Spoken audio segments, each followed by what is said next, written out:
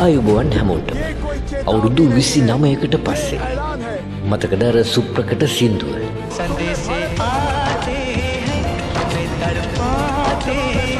අන්නේ මතකයත් එක්කම ආපු බෝඩර් 2 චිත්‍රපටය ගැනයි අද අපි කතා කරන්නේ.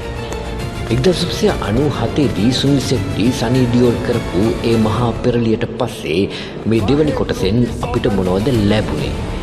ඇත්තටම මේක කලින් එක වගේම හදවතට දැනෙන නිර්මාණයක්ද? අපි බලමු. කතාව ගැන කිව්වොත් බෝඩර් 2 ගොඩ නැගෙන්නේ 1971 ඉන්දු පාකිස්තාන යුද්ධයේ තවත් සුවිශේෂී සත්‍ය සිදුවීමක් වටා. හැබැයි මෙවර කතාවේ ප්‍රධාන අවධානය යොමු වන්නේ ඉන්දිය නාවික හමුදාවේ සහ ගුවන් හමුදාවේ දායකත්වය ගැන.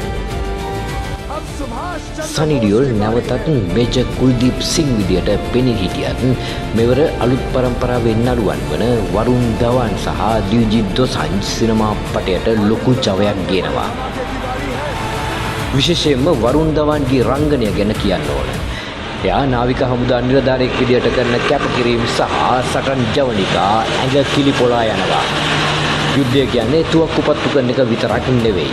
ඒ පිටුපස තියෙන මානුෂීය බැඳීම්, පවුල්වල වේදනාව සහ මව්බිම වෙනුවෙන් තියෙන අසීමිත ආදරය මේ චිත්‍රපටයෙන් හරිම ලස්සනට පෙන්නනවා. තාක්ෂණික පැත්තෙන් බැලුවොත් 1997ට වඩා 2026 තාක්ෂණය මේකට උපරිමයෙන් උදව් වෙලා තියෙනවා. VFX සහ සටන් ජවනිකා හොලිවුඩ් මට්ටමක තියෙනවා කියලා කියන්න පුළුවන්. ඒ වගේම තමයි සංගීතය.